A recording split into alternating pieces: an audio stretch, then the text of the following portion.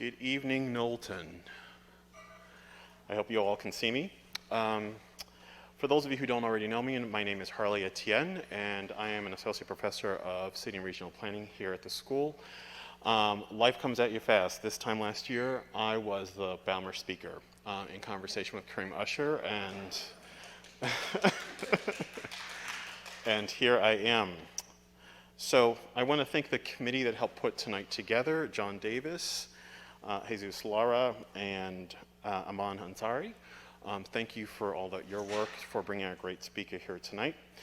Sorry, I can't see this as clearly, but I'm going to try. Tonight's speaker is Taiwo Jaiyeoba. He's recently installed city manager for the City of Greensboro, North Carolina, where he oversees more than a $600 million budget and 3,300 employees. For those of you who don't know, Greensboro is North Carolina's third largest city and is experiencing a current resurgence in its downtown, in part due to the recently opened $88 million Tanger Center for the Performing Arts. Greensboro is also experiencing population growth due to large growth in its job market. Two notable things that have just happened. Boom Supersonic, a company building the world's fastest and most sustainable supersonic jets, has just decided to locate its plant there. That will create over 2,400 jobs over the next decade. And Toyota's battery manufacturing plant, which is going to create 2,000 jobs and have production capacity for 200,000 electric vehicles. Greensboro's growth and promises juxtaposed against population growth problems that other cities also face, including economic inequality, crime, and a lack of affordable housing.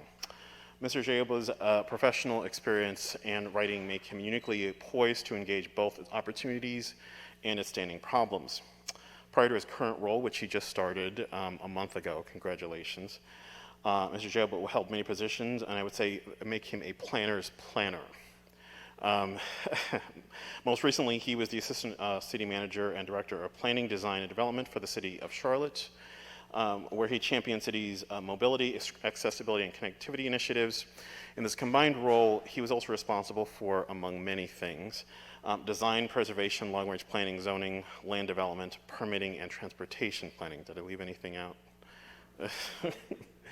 He also held positions at the RAPID, the first bus rapid transit system in the state of Michigan, where he was director of planning and development, and also Sacramento Regional Transit, where he was the director of planning and project management. In the latter role, he worked with the county and city to implement an initiative called the Transit for Livable Communities, and updated the agency's 25-year comprehensive plan. He also served in a variety of capacities on projects in lots of places, including Nashville and Memphis, Tennessee, Winston-Salem and Greenville, North Carolina, Cleveland, Ohio, and Greenville, North Carolina, and Atlanta, I'm sorry. He's currently on the national board of Railvolution, the American Planning Association, Women's Transportation Seminar, and the American Public Transportation Association. Tonight, he will bring much of his wisdom to Knowlton in his talk, The Possibilities of Infrastructure, Creating Complete Communities. Traditionally, emphasis was placed on roadways and highways as a means of connecting communities. Thus, not only do they serve communities, they also shape them. These infrastructures have largely severed communities, especially communities of color, creating what we see today. If we must create complete communities, however, investments in mobility have to be balanced and equitable. Unfortunately, we don't always do this. This talk will show how investing in equitable mobility creates more complete communities. Without further ado, Taiwo Jaiyeoba.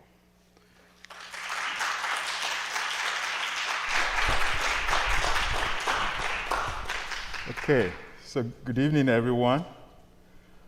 Hello. That was very enthusiastic. I appreciate that.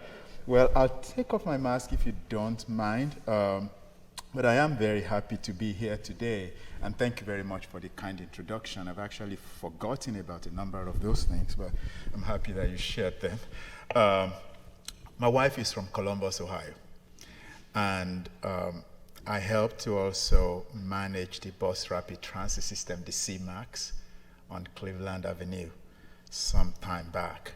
And so it used to be that every other week I was here in Columbus some years ago to see how we could connect, is it St. Anne's, the hospital at the very end by Easton, and then how to connect that to downtown Columbus. So planning has always been a part of my life. Frankly speaking, I've been doing this for about 30 years. But I also don't just think as a planner. I think as a resident. I think as somebody who is going to be the end user of what we design, of what we plan, and what we invest in. And I always make sure that the people around me, my family, my friends, they actually influence a lot of my policy decisions. And I'll make an example quickly. So I have a daughter now who is a third-year student at the University of North Carolina in Charlotte, now known as Charlotte. When she was about 14 or 15, she's always dreamt that she will work at Chick-fil-A. That was a goal, a vision, that she was going to work at Chick-fil-A. And we had one not so far from our house. In fact, if you threw a stone hard enough, you might hit the roof, not that I encourage that, you might hit the roof of that particular Chick-fil-A. So she did everything she could, and she finally got the job. And here's the problem. She got the job. The Chick-fil-A is not so far from the house. It's less than 3 minutes if you drive. If you walk it, maybe 15, 18. But the problem was there was no path to get into Chick-fil-A safely. She couldn't walk there. She had to either take Uber or Lyft, and no Uber or Lyft would give a ride to a 14-year-old. And so dad or mom had to be around, and if we are not around, it means she doesn't go unless somebody will pick her up. So what happened eventually was she had to quit the job. That's a nice way of saying she was fired, because she couldn't really get there, unless somebody takes her. And that, in my mind, says a lot about how we design the urban environment. We've designed it for vehicles, not for people. And so many times, the opportunities exist, but the ability to access those opportunities are limited, not because they are not there, but because there is no easy way to get there. So that influences, that type of experience, of course, that my daughter had, influenced a number of my positions when it comes to walkability and designing communities for people rather than for things. Another example, I think a couple years ago or so, I noticed that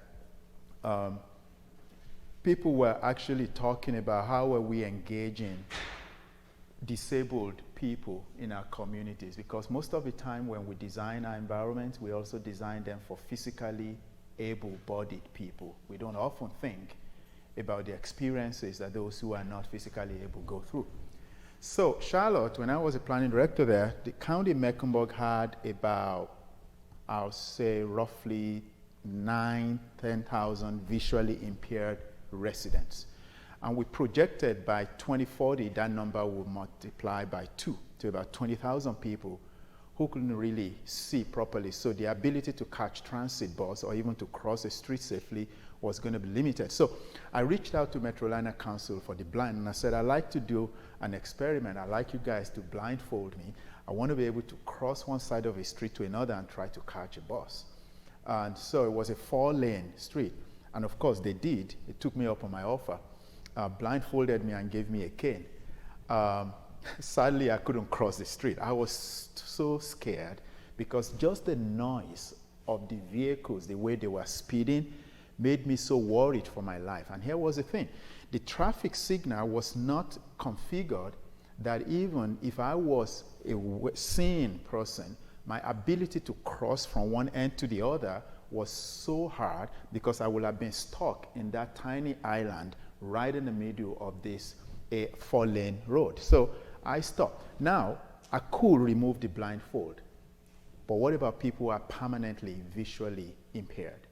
That also limits their ability to do anything in the urban space. So that's why I said everything that I do, whether as a planning director or assistant city manager or city manager, everything that I see and the policies that I influence come from what I see you talk to me about your daily experiences and the things that I experience. So I don't live as a planner from 8 a.m.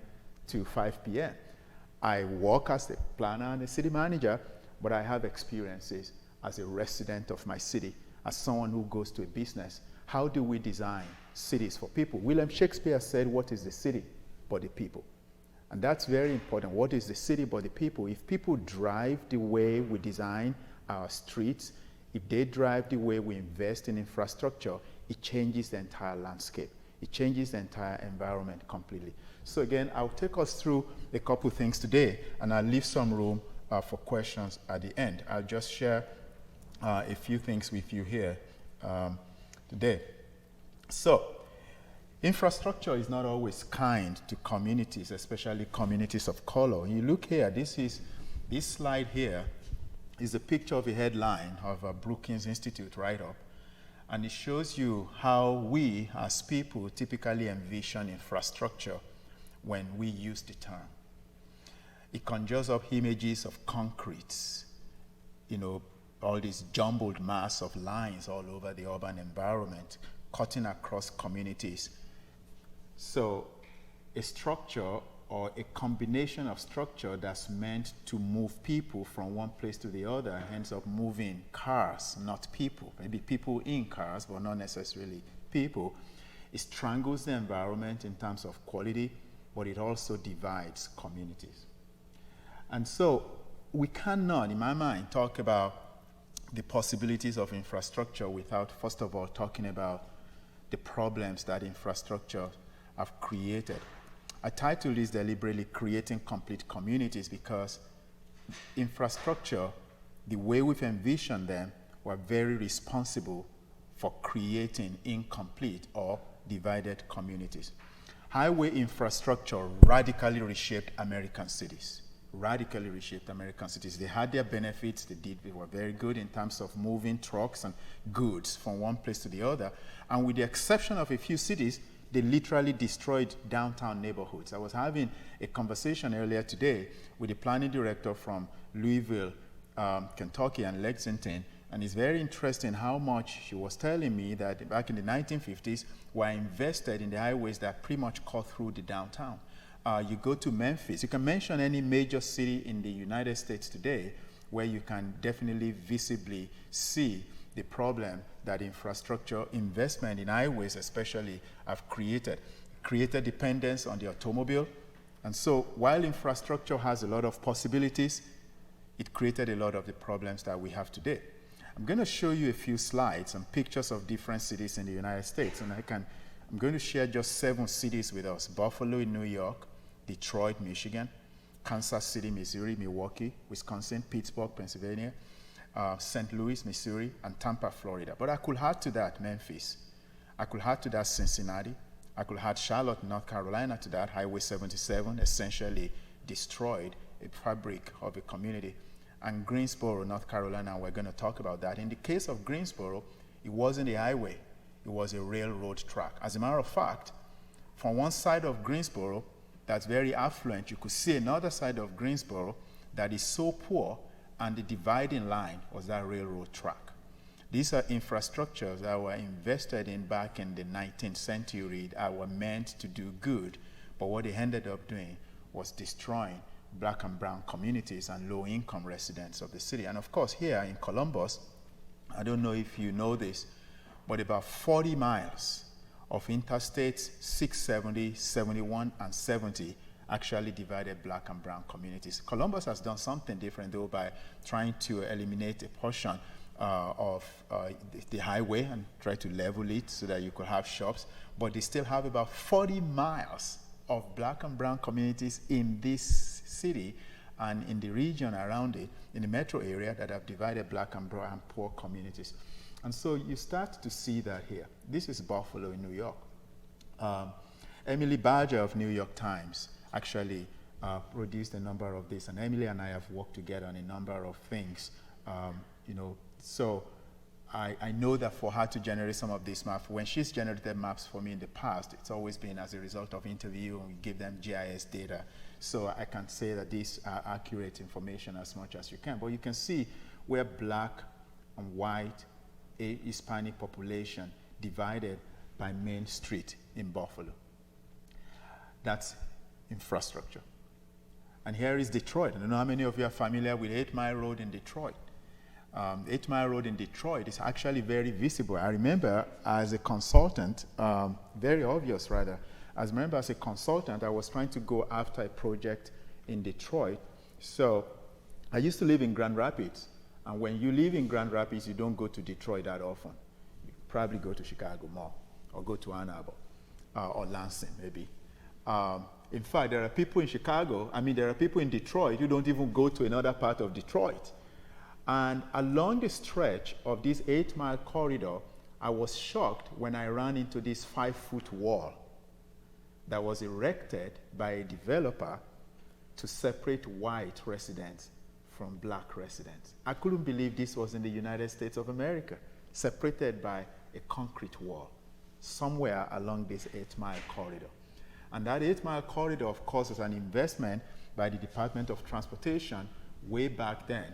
And you can see the impact of it on Detroit even till today. There are people who live in Detroit who do not go to Oakland County, the other parts of Oakland County, simply because of their ethnicity and how they will be perceived. Kansas City, Troost Avenue. This is a very interesting story because ultimately, eventually, Troost Avenue became the corridor where Kansas City invested its first bus rapid transit system. And while it's doing very well, the challenge that went into making that happen was, according to the CEO of that transit agency that I spoke to many years ago when they were trying to do this, it was very hard to convince the white residents on the other side of that Troost Avenue that bus rapid transit was going to benefit not just the black community, but the white community, and therefore having a referendum on a ballot for it to pass had to convince people that this was actually going to benefit, not necessarily destroy. But Troost Avenue was an infrastructure, was a road that was invested in simply because they were going to connect communities, but they ended up dividing the same community. In Milwaukee, almost similar to the experience in Columbus, frankly speaking, in terms of it wasn't just streets or avenues or just roadways, but there were highways that actually divided these communities in Milwaukee. Pittsburgh, it's a combination. I don't know how many of you have been to Pittsburgh. It's another very interesting story because it continues to lose population. But the fact is that when you get to Pittsburgh, it's a combination of streets, of highways, and on railroad tracks that have segregated communities with investment in infrastructure. St. Louis is also a very interesting experience. I have spoken extensively also to the head of a transit agency, and it's always very difficult to do anything south of Del Mar that had to do with investment in anything that could benefit people who are not necessarily white and affluential. Same thing in Tampa. It's really a combination of freeway dividing communities, separating where Hispanics live from where black people live and where white people live. And so when we think about infrastructure again, we think it's just those concrete, but there is another part of this investment in infrastructure that have created a lot of dividing line between the haves and the have-nots. In Guilford County alone, where Greensboro is located, during the pandemic, about 10,000 families had kids in school who could not have access to the internet and therefore couldn't go to school during the pandemic. While there's a number of us who just don't even think about that. We talk about the fact that people should social distance and go to school from home, but there are families of 5 who live in a 1-bedroom apartment where social distancing was literally impossible. I remember talking to a guy one day who told me that he was on the roof of his apartment to work because he couldn't stay in the house because there were a number of kids in there. But those kids could not have access not only to internet, but even to the hardware that will allow them to be able to do anything. So think about generations of kids who lost hours and months, weeks of education simply because they had no access to, to the internet during the pandemic. And now, when I was visiting our local library last week, our librarian told me that we're now beginning to not just get hotspots, but even buy laptops so we can give to some of these kids so that we can continue to bridge this. So again, infrastructure is great and it's wonderful. It's like that thread that's supposed to stitch together. But if it doesn't go into the right holes, what it ends up doing is really tearing the fabric of a community apart. And when we don't, investments such as those that have divided communities were done not with people in mind, but with philosophies, with separate people. When I left Nigeria in 1992, I went to live in Botswana, which is a country just north of South Africa. And we'll visit because it was right after President Mandela was released from prison, but he was not yet president then. So apartheid was still the law of the land. It was very challenging traveling in South Africa in those days. But I remember I had a really good friend, he's white, and his wife is African, and we will go to visit them. But I noticed every time we went to drive from Botswana to visit them, Andrew and Elizabeth in Pretoria, I quickly noticed something, that first of all, there were no sidewalks going into their subdivision. And the only place where you've had a concrete pad was around the bus shelters, bus stops. So I asked, why? I mean, people will have to walk on grass to get to these bus stops. And why do we even need these bus stops here if people are not using it? The bus stops was to bring the black maids to the white development so that they could wait at the bus stop for the masters to pick them up to go take care of their properties. So it's not just in America, it's a global thing that infrastructure has been used to tear communities apart simply because people are not thinking of people who need to use this on a daily basis. And so, it sounds all depressing what I've shared with you. But if the previous slides looks and sound very depressing, it's really because they are. And that's the past that we have lived as American citizens and really globally for so long. In my mind, though, despite the challenges of infrastructures, the possibilities of infrastructure are limited if we could just do it very well. Again, remember what I said earlier. William Shakespeare said, "What is the city but the people?" If we make residents the centerpiece of investments in infrastructure, the possibilities are limitless. When we started the Charlotte Future 2040 Comprehensive Plan back in fall of 2018, one of the first things that I wanted us to do was to do what I call an equity atlas. In other words, we hear these things all the time that I just told you. Divided communities. Black and brown live on one side, white and affluent live on one side, low income live on one side, very wealthy people live on the other side. But I thought that wasn't enough. I wanted us to put numbers on it. So we did an equity atlas. We mapped the entire city. And we said, how long does it take for a fire truck to respond if there was a fire incident in a black and brown community? How long does it also take for police services to be provided versus where white and affluent and high income earners? We put numbers to these things because we wanted to make sure that at the end of the day, we define what a complete community should be. A complete community is one where everyone is treated in an equitable manner, where it really doesn't matter how far you live, you know that when your life is at risk, you're going to get the service that you need. Communities are not going to be defined by poor quality of schools and better quality of schools, forcing people to have to make a hard choice between where they raise their kids and whether they raise their kids there or not. And it should not be where you worry that if I call the police, they won't show up. So we defined the end of that comprehensive plan. We defined the end in mind at the very beginning. We wanted the Charlotte Future 2040 Comprehensive Plan to create complete communities. One where you have different types of housing products. One where if you spend most of your daytime experience on wheelchair, you feel safe. If you ride a scooter, you see that guy on scooter. We even thought about him. You can safely ride your scooter. Bicycle, you can go to shop, you can do anything that you want to do. There are stretches of corridors, and I believe they are here in Columbus as well, where you can drive and you will never find a full service bank, only ATMs. There are stretches of corridors in communities where you will drive and you will never find, like a Panera Bread or a Starbucks, because some people have decided that it really doesn't work in those places. And that's sometimes how you define poverty in certain communities, because you can't find certain things. So we started by defining the end in mind. We wanted to make sure that the Charlotte Future 2040 Comprehensive Plan was not just a land use plan. You've got to bring mobility into the conversation. In other words, it has to be multimodal, not just focusing on corridors, but on communities. So because of that, 3 things came up in that comprehensive plan. Number 1, we said we're going to increase the supply of housing by diversifying the type of housing that we have.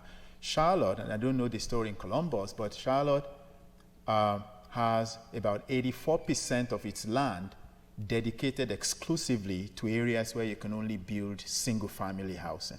84%, that's high. Think about it, New York has about 15%. In Charlotte, you could only build duplexes and triplexes on corner lots, provided that they were big enough. So we wanted to say, if your public transit service or your trails or your streets are going to be able to serve more people, we need to build denser and we need to build smarter. Ask any public service official like myself, it's very cost effective to provide services to areas that are designed together, not sprawled.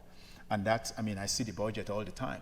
And I know that when you tell people that it's hard for you to stretch out pipelines to provide water and sewer services, the further a place goes out of town, it costs a lot. It costs a lot in terms of dollar per head to provide transit services to areas where you have predominantly single-family housing without actually having townhomes and quadplexes and all of those things. So we had that premise in mind that if you want to create complete communities, it's got to be more than one type of housing product. Secondly, we also felt that the plan had to create a policy around 10-minute neighborhoods, not one where you drive to, but where you can walk to, or where you can take, you can actually take your bicycle to get there. Again, remember my daughter's story at the very beginning. The Chick-fil-A was only about 3 minutes from the house if you were to drive. And again, if I stood on the roof of my house, I could actually see that Chick-fil-A. But to walk there would take about 18 to 20 minutes because there was no easy way to get there. You had to risk your life on this street that had no sidewalk. So how can we create an environment where you can have infrastructure that can actually connect people from home to childcare or from home to school? Very important. And then thirdly was the comprehensive plan also said, going forward into the future, let's invest 50% of public dollars, capital dollars in Charlotte, in these vulnerable communities that have been divided by Highway 77 in Charlotte, that have become fragile as a result of that. People worry a lot about gentrification. I think gentrification will happen. Sometimes government causes gentrification. It's displacement that I'm more concerned about. How do we make sure that even when you improve a place, you don't displace the senior who is no longer on a regular income, but on a fixed income, and yet property value taxes continue to rise? How do you make sure you don't displace them and that people do not lose their relationships simply because they age? Because if you live in a community when you're 35 years old and you live in a 1,700 square foot home, for example, and then you become 60, you're tired of mowing the lawn, and you want to downsize, but you don't want to move across the city to live. You want to stay in that same neighborhood. By providing, by investing these capital dollars in those communities allows the seniors to be able to age in place, but also stay in place. Those were the 3 things that were really behind the Charlotte Future 2040 Comprehensive Plan. Say, let's create complete communities where we can try to make up for what we lost in the past by exploring how can we provide infrastructure that will support the type of housing, that will support the type of 10-minute community that we're trying to create. But it is really by deliberately driving public dollars into those places, because private dollars typically will follow public dollars. But when we started thinking about that, though, we also wanted to be very, very careful that we were not, again, just thinking about these things, housing, 10-minute neighborhood, create a comprehensive plan. So we had to embark on developing a strategic mobility plan at the same time. Because that's a mistake that I think cities make. Planners are wonderful. We have dreams. We want to do a lot of wonderful things and just do them, but the problem comes with implementation. and also not making that connection between land use planning and mobility. So we wanted to make sure that there was also mobility plan, because we wanted that plan to be the tool that will implement the vision of a complete community. But here's what was very different in the Charlotte experience when it comes to developing that mobility plan. We felt that in order for it to be transformative, it also has to be multimodal. It cannot just be about roadways. We can never really eliminate roadways. They will be there, but can we do them in such a way that rather than divide, they actually stitch together? But as you do that, though, is also looking at areas where you can improve on bicycle lanes that are safe, stripe them, color them, connect them with trails. We call it the Greenway Superhighway, where you just be able to ride your bicycle, and if you want to put it on a bus, you can do that. You want to put it on a train, you can do that. And pedestrians should be able to walk safely and easily, and while we will continue to have investment in rail transit, what you see there in purple color for rapid transit. So we thought that that was transformative. And when we went into it, we also knew it was going to be expensive. And so we had projected that at the minimum, it was going to cost about $13.some billion over the next 20 years or so to invest in this transformative mobility. I believe that highways are no longer the transformational infrastructure tools that they were designed or proclaimed to be. Maybe then they were. But what we quickly found, and I found this out a number of times, the moment you put a dollar amount on multimodal, some people freak out. They will tell you that we only see 2 people on the bus. We only saw 5 people using the train. They will tell you that not so many people visit the parks, even the trails, we only saw a few people. I'm yet to hear anybody who makes those arguments answer the question, well, I drove on that rural roadway for hours and I counted only 5 cars. Usually, public policy decision makers don't like to answer that question. The fact is that it's not like you have 20 miles of roadways that are in rural places, but you only have 5 vehicles driving, and they might have no problem with having those roadways at all, because they are there when you need them. The same way, buses and trains and trails and sidewalks, even if you don't see anyone using them today, they are there when they're needed. And that's the way we need to approach infrastructure. That they may not have today be able to carry 50 people on one bus, they may not be able to carry 100 people on that train, but when they're needed, they will be there for people. I define infrastructure, like you said, as transit serving, as city serving and city shaping. But they have to do both in order to be effective. Not only shape the community, but also have to serve. I like to be able to say that one day I don't feel like driving. I want to be able to jump on the bus and get to work. I want that option to be there for me when I need it. So we felt that for us in Charlotte, that if you're going to really move into the next 10, 15, 20 years, you have to move away from just investing in one mode of transit or transportation or mobility. To be transformational, you have to make it multimodal. Now, the city of Greensboro went a step further. And I don't know if you know the city of Greensboro. You said it's the 3rd largest city in North Carolina. I made the move a few weeks ago to go to Greensboro. But Greensboro has a couple of nicknames, and people call it Tournament City because you play a lot of basketballs there, Atlantic Coast Conference. So you play a lot of basketballs there.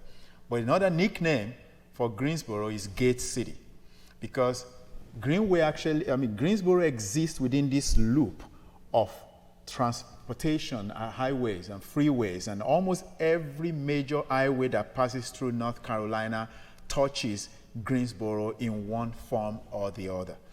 But that was not what divided Greensboro, though. It was the train tracks that divided Greensboro. So Greensboro went a step further in their comprehensive plan to say that we're going to be a car optional city. To say that in the comprehensive plan, considering the story of Greensboro was a cultural shift in how people were to think. Greensboro was a mill city, it was a textile city, it was a tobacco area, So all of those things needed trucks and the roadways to be able to get people to where they needed to go. But Greensboro City Council decided and they declared that we are going to be a car optional city. Being car optional means you introduce different modes of mobility, but not only that, you reduce your dependence on vehicles. So what you see on the right side of the screen, on my right side of the screen, I think it's also on your right side of the screen, is the 4.4 mile downtown Greenway, which will be complete. I think if we have only that red stretch or yellow stretch that's yet to be completed, and that's roughly about 0.4.5 will be completed because we delayed it due to the pandemic. That should be done by next year. So what we're saying is that we want, instead of a highway becoming a loop around the downtown, we want a greenway to be a loop around the downtown. And that 4.4 miles, what it does is that it connects communities that are historically African American with other communities that are historically white, influential Americans. But not only that, it also connects about 4 different historic communities where you encourage preservation. It also connects to 100 miles of existing greenways and another 400 miles of planned greenways. In other words, once this 4.4 miles is completed, you can actually expand your ability to travel without having to drive.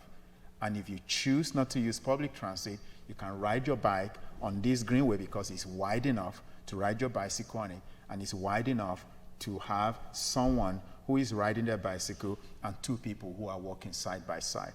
I believe that for a city like Greensboro to make that shift, it means anybody can do it. And so if we, again, are thinking about what infrastructure could do, this is how we think about it. Think less of the automobile and think more about people who live in those places and how they can still connect to work, connect to one another, and really expand their ability to move around. Of course, that cost about $50 million, that whole 4.4. So again, infrastructure is not cheap, but thankfully we have this, the Bipartisan Infrastructure Law, which I believe is about $1 trillion. It's yet to be seen how this is going to really impact how we do business.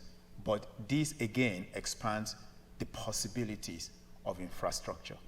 I know that according to the Congress of New Urbanism, there are about 30 different cities in the United States today with about 33 or so projects that are looking at eliminating highways and freeways that have divided their communities so they can level them and turn them around. At least according to the Congress for New Urbanism, as at last year, looking at about 30 different cities. I know we're making a play for that in Greensboro as well, not just on the physical infrastructure, but also things like high-speed internet access, clean water. You've all heard the story of Flint. How people define the quality of life in a place they live is not by how many intersections of freeways and highways they have, but how clean the air quality is, how clean the water is, how they can safely navigate from one side of the street to another, how they can get jobs, and how they can feel comfortable that their kids can actually live day to day without feeling stressed. The other day, when I first got to Greensboro, 2 things I do when I go to a new place. I get a transit pass and I get a library card. So I got a transit pass and I got to Greensboro, and I was going to ride my bus I was going to take a bus from the government center to the convention center. So of course, I didn't know the difference. I just took the bus map, and I'm looking at this line of this particular bus, Route 11, that would take me from the government center to the convention center. So I told my staff that, hey, I'm going to jump on Route 11 tomorrow, and someone quickly ran into my office and said, you cannot take Route 11. Why? Doesn't it go to the convention center? Yes, it does. But when it gets you to the convention center, you'll have to cross 6 lanes of road to get there. And there's no easy way to cross. Now, I wouldn't have known that until someone told me. But there's another route you could take. They told me, Route 2, goes to the convention center, but takes you right there. If we're going to really explore and implement the possibilities of infrastructure, we have to think in terms of connectivity. Don't just take a bus that takes you somewhere and then the road becomes a barrier for you to get to where you need to go. There's got to be connectivity between every mode of mobility in an urban environment. So I'm looking forward definitely to what this infrastructure law could do for us.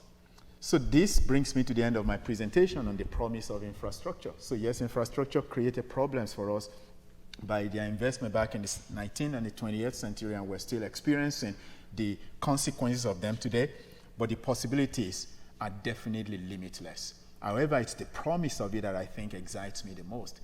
The fact that the very tool that were used to divide communities can actually be used to reconnect us and stitch us together and create communities. That's why I made references to Troost Avenue, for example. It was a street that was meant to divide, but now a bus rapid transit system is on that same corridor to get people to where they need to go. One of the things that I'm pushing and I'm hoping for will happen in Greensboro is that we're going to be able at some point implement a streetcar system that can connect east and west together so that people who will be able to go wherever they need to go. That has happened. We were able to successfully do that in Charlotte. The same tool that was designed or developed to divide communities, it gives me hope that we can use them to actually also stitch our communities together. That's why investments in rails to trails excite me, road diets excite me, investment in bus transit excite me, because I believe those are some of the ways by which we can begin to reconnect our communities again and create communities and neighborhoods that are complete. Thank you so much for having me. I appreciate the opportunity to be here, and if there are questions, I'll be happy to take them.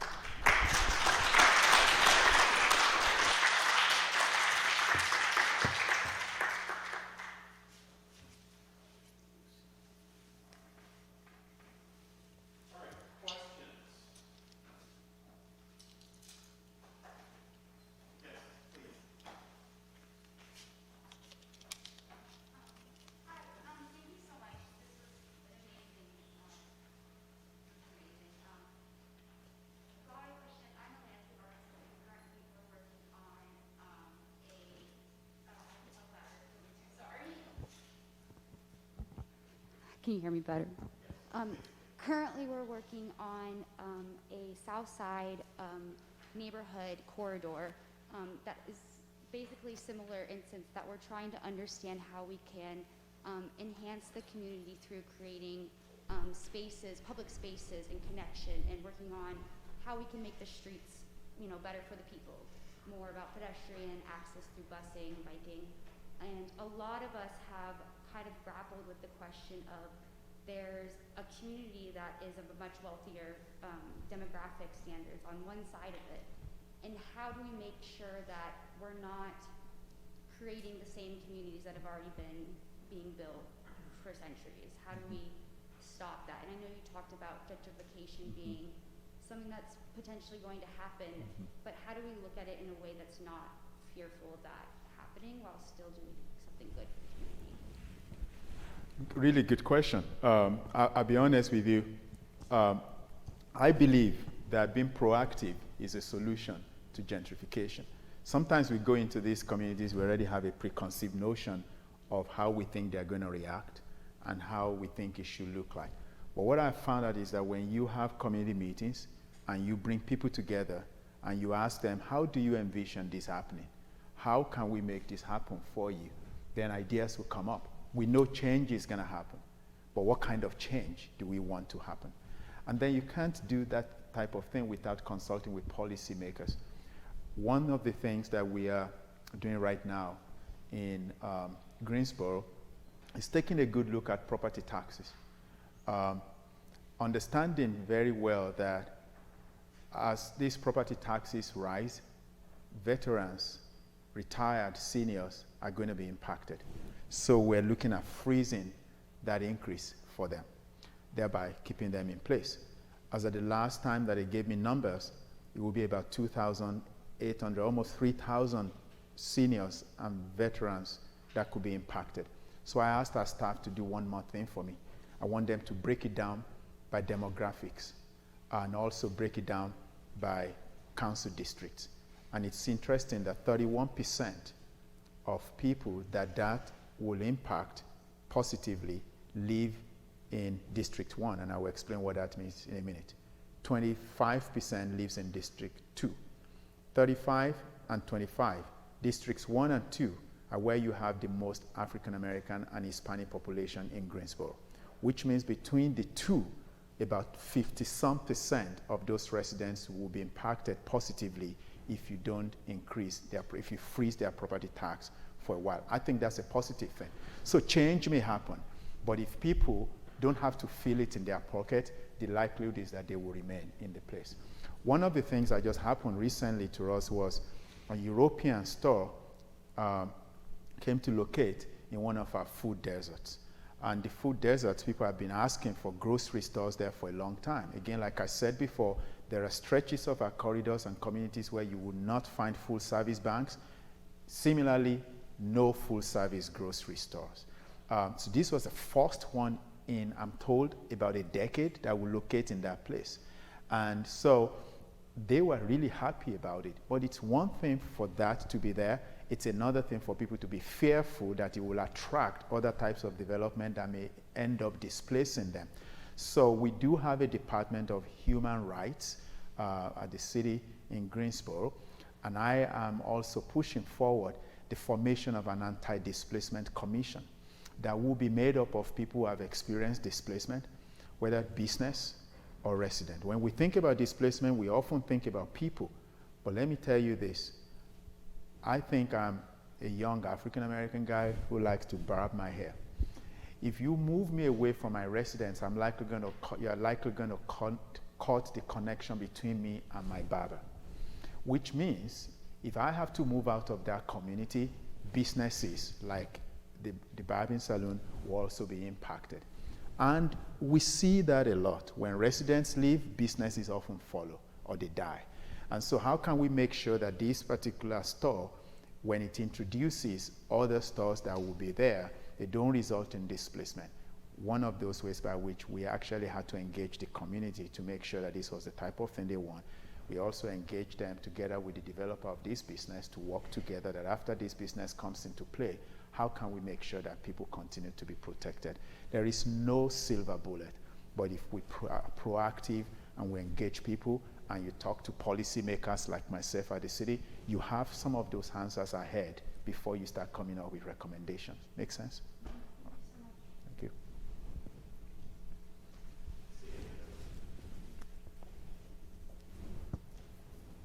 Hi, thank you so much for your discussion today. I love that you bring in a bunch of different contexts and cities. My question sort of relates just to the very end, the very last slide of your presentation.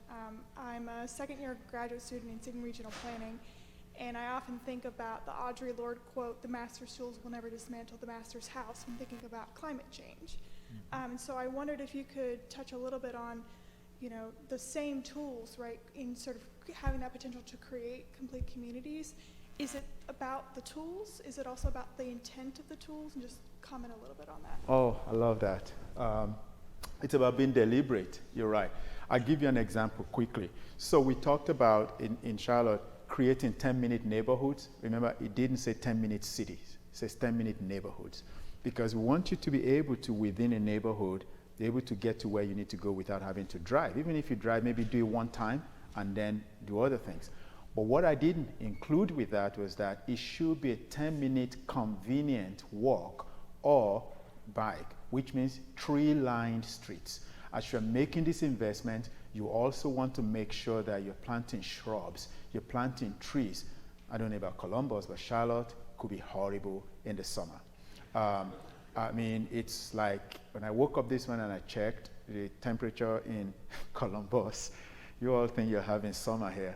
We're having serious summer in North Carolina. I think Charlotte was 81, and Greensboro was about 74, or something like that. And it's already humid, but it could become 50 tomorrow. But in the height of summer, Charlotte could be so humid and uncomfortable. So we talked about not just 10-minute neighborhoods, but also how can you make sure that you have trees that are planted. Charlotte in 2013 came up with this idea to be a city that has 50% coverage of tree canopy by 2050. So the mantra behind it was 50 by 50. I don't know where that came from, but it sounded cool.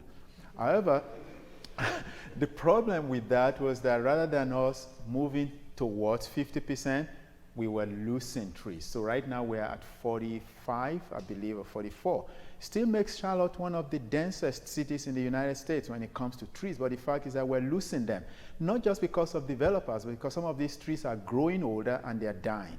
And so it's very important to be proactive and planting them.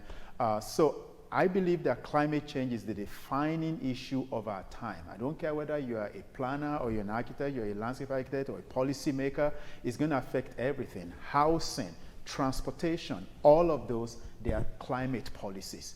And the earlier we accept them, the better for all of us. So that's again one of the reasons I'm very excited about the Bipartisan Infrastructure Law, because a lot of this is tied also to climate. My friend Ben, he's here, he lives in Indianapolis and came to join us this evening. On our way here, we were talking about how we can actually invest in solar powered lighting, because a lot of the side of town that has most black and brown communities in our cities today are dark, because either there are no street lights there or they are not replaced on time, or the cost of maintaining those street lights are just so hard. But when they rely on solar power, it's a totally different thing. So these are the types of things that we definitely need to talk about. And so I'm glad you brought that up.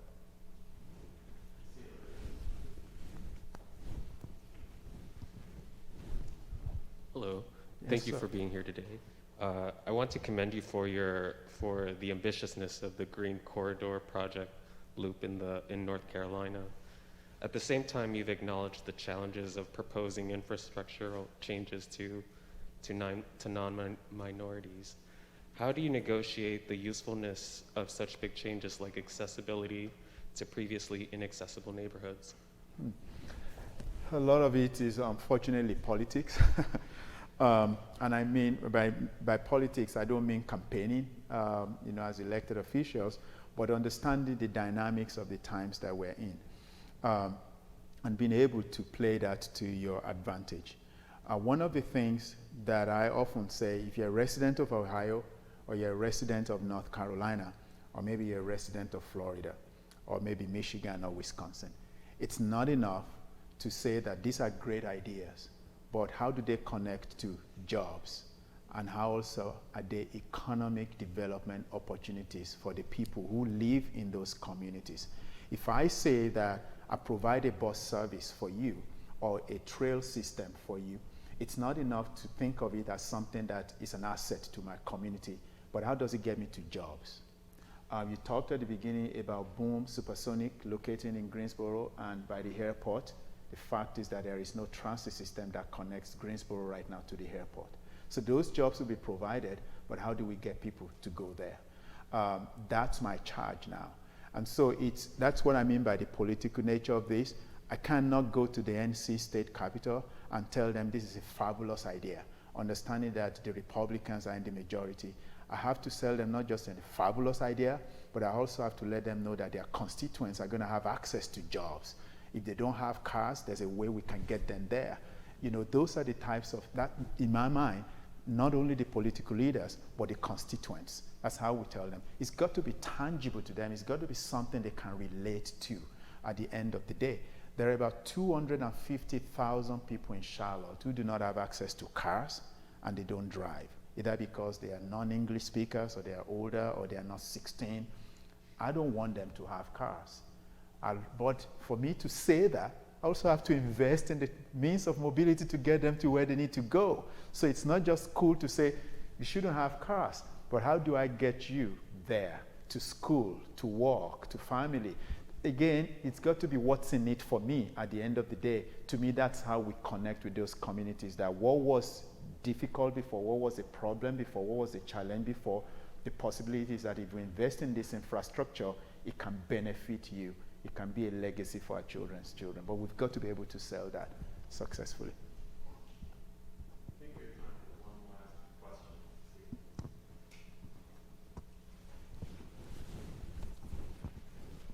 Hi there. I'm a second year, my name's Nathan, I'm a second year student in architecture. I'm from Kent, Ohio, a small city, northeast Ohio. With the university, Kent State University, and there, Kent has kind of boomed over the last 10 years. Downtown area has been growing rapidly. They brought in their own part of bus loops now, so they have their own station running that. One of the biggest issues Kent has at the moment is that in Portage County, there's 8 major cities. They have the second lowest average family income, but they have the highest tax rate. So with all these amenities and public modes of public transportation coming into Kent and all, booming downtown and what have you, how do you make sure that things don't become too expensive for residents? Because now Kent is having a population decrease. A lot of the black and brown communities, people are beginning to move out and go to the more rural areas outside of Portage County because they can't afford to live in Kent anymore now that there's like all this public transportation taxes, or property taxes just got reevaluated, and they shot through the roof for some people. So what are some of the ways that you can prevent that from happening in a larger city, obviously? Kent is not far from Akron, right? Correct. And it's not far It's from like Toledo. 15, 20 minutes. Okay, so I have a daughter who went to Kent State, so I understand a little bit. There was something that we did, and I don't know if this answers your question, but that's what I think may be the answer, the logical answer here. So about 2 years ago, we had a retreat with our elected officials. And one of the things we said to them was there are certain communities where things have not changed for years, but they are bleeding population, they are bleeding jobs, and yet we know they have the potentials. So we started this whole idea of identifying what we call vulnerable corridors, and said we're going to invest in corridors of opportunities. What that meant was we budgeted $22 million in the city budget to say we're going to do this. So $22 million identified 6 corridors, and these corridors were in BIPOC communities, about black, indigenous people of color, and where you have the lowest incomes. They were bleeding people, they were also bleeding businesses. And so we felt that if we had this $22 million to acquire properties in those areas and be able to leverage affordable housing units on those, for example, engage resident artists who live in those communities to do murals, engage them, do something with them, they will stay, they will create their communities. Sadly, we spend about, I think we spent 80% of that money on just 2 corridors before we ran out. That tells you how terrible they had been for years. But the following fiscal year, which was last year, we said we would do it this time not alone, but partner with private institutions and universities. So we went in with $14 million this time, and private dollars and universities came up with a lot more than we did. And then we started going back to the other corridors. Is it yielding results already? The idea was not to spend this money on plans, but to spend this money on something that will create jobs, that will bring the jobs there, but also that will make it a community you can be proud of, that you want to stay there, and people who had moved out want to come back in because now all of a sudden you're creating things. 1 year later is not an easy time to measure success, but we're already seeing that happen. So that to me would be, Kent is small enough that I think it can do something like that, but it might be best to do it regionally rather than just as a city, that the leadership in Kent begin to talk to the leaders of the jurisdictions, smaller jurisdictions in the area, because there is strength in number. And to be able to say, if we want to invest in some of our fragile corridors and fragile communities, let's apply for some federal funds together. Let's bring the banks to the table, hospitals to the table, medical facilities to the table, universities have to sit at the table. Right now, I can tell you that I'm meeting with the chancellors of A&T University and UNC Greensboro in the next couple of weeks to talk about how we can help East Greensboro to become what is really destined to be. It's that type of leadership that I think will take care of that, but it's got to be done deliberately, strategically, and in partnership. Thank you. Before I let you go, I want to ask you one important question. The $600 million budget, you might be hiring. Who are you looking for? Oh, wow. Good question. I have a position that opened up yesterday, but I don't know if any one of you will be interested in that. It's as an assistant city manager. If you want to lose a lot of hair, he said a year in the life of a city manager is like 10 dog years or something like that. But seriously though, what I tell you, what I envision for our city is that in the coming fiscal year, I would like each department every summer to bring in a college intern, depending on the area of interest. Planning department, transportation, solid waste. We have, like I said, Department of Human Rights. We're going to invest in those college students. So that way, when they graduate, if they choose to come back, they will. We found out in our triad area, which is Greensboro, Winston-Salem, High Point, that as a result of the Great Resignation, we might be looking at losing 45,000 jobs. That's huge. And so I think our city has been doing well so far, but we've got opportunities for young, bright, smart people who want to do innovative stuff. I've been known for pushing crazy ideas, and I'm sure you are like that. So if you're interested in working with somebody who likes to push crazy ideas and nearly got fired from his last job for pushing a crazy idea, then I may be your guy. Well, we want to thank you again for the wonderful talk, and thank you all for your wonderful questions. We'll have a good night. Thank you. I appreciate it.